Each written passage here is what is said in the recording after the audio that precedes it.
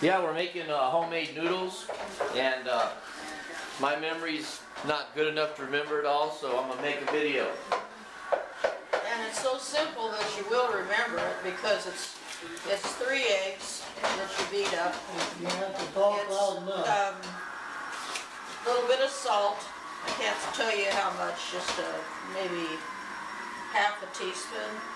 And the same with baking powder. And 2 cups of flour. That's the recipe. Now you know it all. Is the flour going in the eggs? Yes. 2 cups in there. Right, 2 cups in here. And then We're going to work in a bunch of flour. We're gonna work in a bunch of flour. So we're not counting that cup. So we're gonna mix that up, and then we'll get back. Go ahead. Yeah. Sometimes this doesn't turn out quite like it should, but they're edible. I'm just trying to get a ball here to working it with my hands, and then I put it on the floured board and just roll it out to make it somewhat. I don't even know how thick you'd say that is. It's thin. They're about ready to fall apart. So she's got flour on the table, and she's putting flour into her handful of dough as she's working it.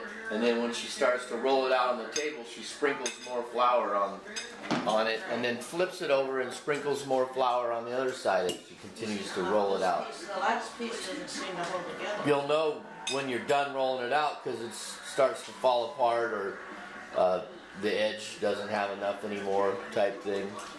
I almost feel like I needed an extra egg in here. And we're out. Okay, so we got 4 of them rolled out on the towel, and that's a good method too. Am I doing this right? Use the pin? And then you just flip it over, kind of get it in some kind of shape.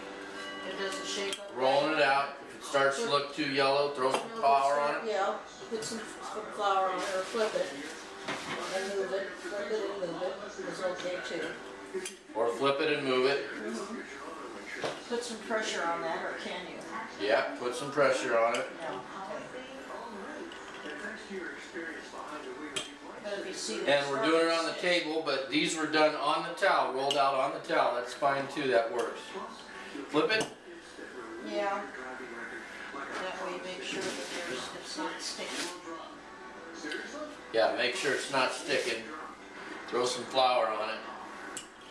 Roll it out.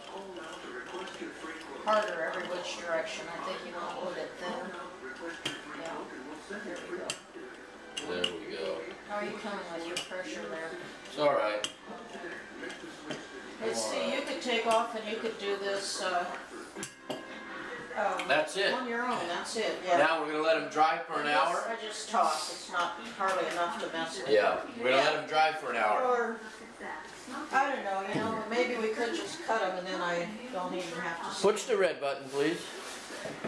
Don't even have to stay here if I cut it. And we're out. Okay, we're going to cut this one before it dries because you actually don't have to let them dry before you cut them. We're going to cut one and So I just kind of. so she puts it on a flat little cutting board thing. Great. Like you could go as You wide fold it in half. I did, yeah. Fold it in half, and she's sliced them up in little about 1/8 of an inch. Fettuccine size. You could go wider. My mom used to get them pretty wide. Whatever you want, whatever works for you. But they shouldn't stick together. That's why I don't roll them up. Little 1/8 of an inch fettuccine looking things, keeping them separate. Just kind of keep them the Because same. they're going to need to dry some more. How much more are they going to dry? All day. All day. They're going to dry all day after you cut them.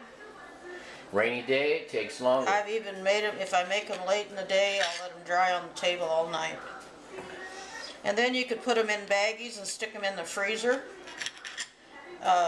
to use in, like if you didn't want to cook all these, put a few in a bag and save them for vegetable soup or whatever else. But I always freeze them. Some people don't freeze These are going to dry for an hour and then get cut. Or we'll just start cutting them. They seem to work okay. They don't seem to be sticking that much.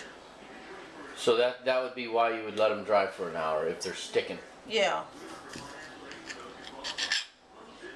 They're a little bit stickier there, but then I can go home and have lunch. Now you have to teach. Let's see who else wanted to learn. Patrick and probably all my boys. Yeah. They love to eat them, so they're gonna have to learn to love to cook them, aren't they? Yeah. Let's see. And I taught Sarah to do her Jello thing, so that I don't have to do that. Not Jello, pumpkin crunch. So I don't have to do that anymore.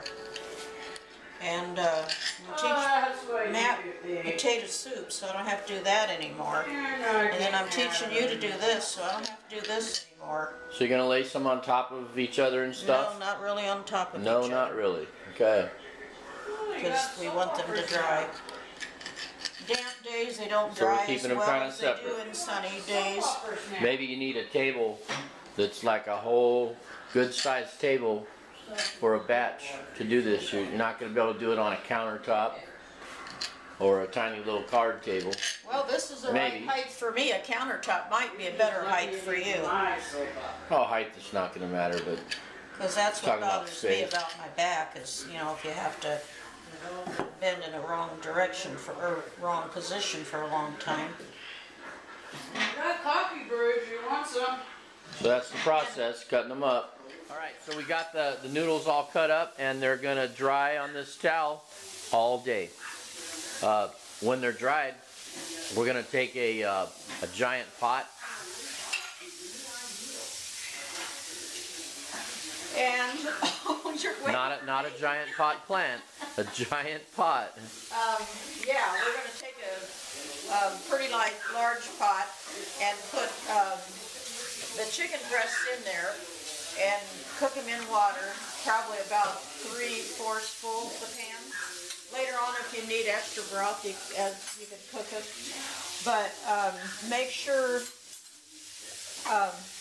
take the chicken out and then make sure the water's full boiling, the broth is boiling when you put the noodles in, and keep it boiling. I mean, as you can turn it down, you know, when you add something cold to some hot, it cools it down, but keep it boiling.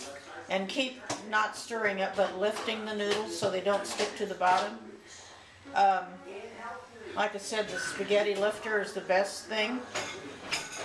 Anyway, takes about 15-20 minutes. And then when they get almost done, then you can throw the chicken back in there.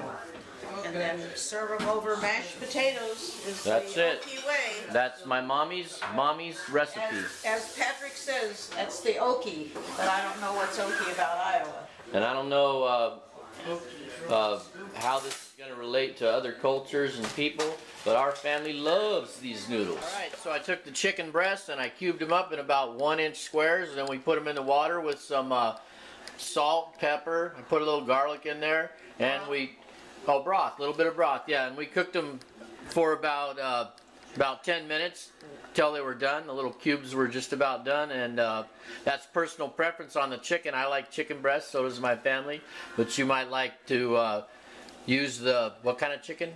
Thighs and legs. Leg and thighs, and then cook it in the water, and then debone it. Take it all off the bone after it's done.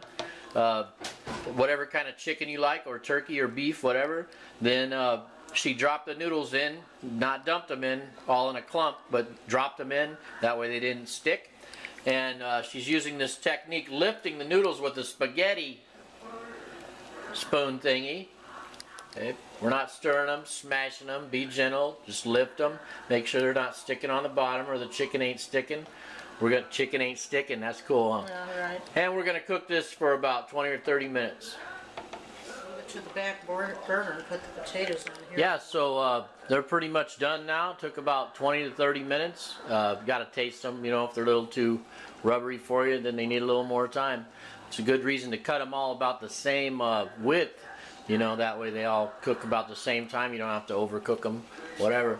And What else was I going to say? Oh yeah, we love them on potatoes. I know that's not the healthiest thing because it's carbs on carbs, but they're really good carbs like that. So Season them good with salt and pepper. yeah, season them good with salt and pepper. Put them on mashed potatoes, or however, make a soup out of it or whatever you want to do. Homemade noodles.